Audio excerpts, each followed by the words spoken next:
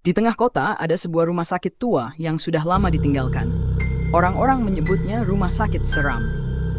Meskipun sudah lama tidak digunakan, desas-desus tentang suara-suara aneh dan bayangan misterius di malam hari terus beredar. Pada suatu malam, sekelompok remaja memutuskan untuk menguji nyali mereka dengan masuk ke dalam rumah sakit tersebut. Mereka adalah Rudy, Anna, Budi, dan Sari.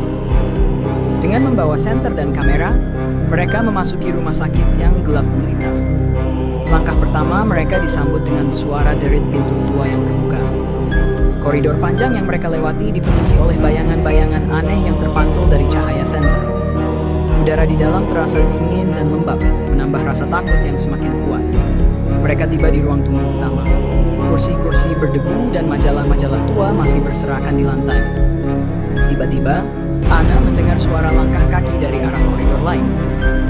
"Kalian dengar itu?" tanya Anna dengan suara bergetar. Teman-temannya mengangguk, merasa hal yang sama.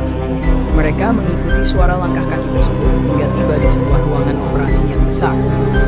Di tengah ruangan ada sebuah meja operasi yang sudah berkarat. Namun yang mengejutkan, mereka melihat bayangan seorang dokter dengan pakaian operasi yang masih basah oleh darah. Bayangan itu perlahan mendekat, dan mereka bisa merasakan aroma darah yang menyengat. Rudy mencoba mengambil foto, namun kamera tiba-tiba mati. Sari yang berdiri di sudut ruangan mulai menangis ketakutan. "Kita harus keluar dari sini," kata Budi, berusaha tetap tenang.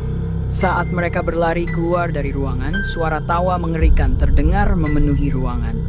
Mereka berlari secepat mungkin menuju pintu keluar, namun seakan-akan rumah sakit itu tidak ingin mereka pergi. Setiap pintu yang mereka buka selalu membawa mereka kembali ke ruangan operasi. Ketika mereka sampai di ruangan itu lagi, mereka melihat sosok pasien dengan wajah hancur yang berbaring di meja operasi. Pasien itu membuka matanya perlahan dan berkata dengan suara serak, "Kalian tidak akan pernah bisa keluar dari sini." Ketakutan mereka mencapai puncaknya.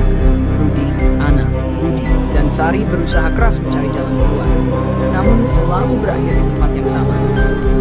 Akhirnya, mereka menyadari bahwa mereka telah terjebak dalam lingkaran setan rumah sakit tersebut.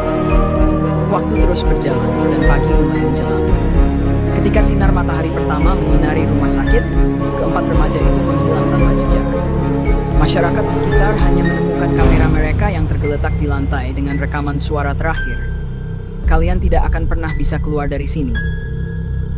Rumah sakit seram kembali sepi.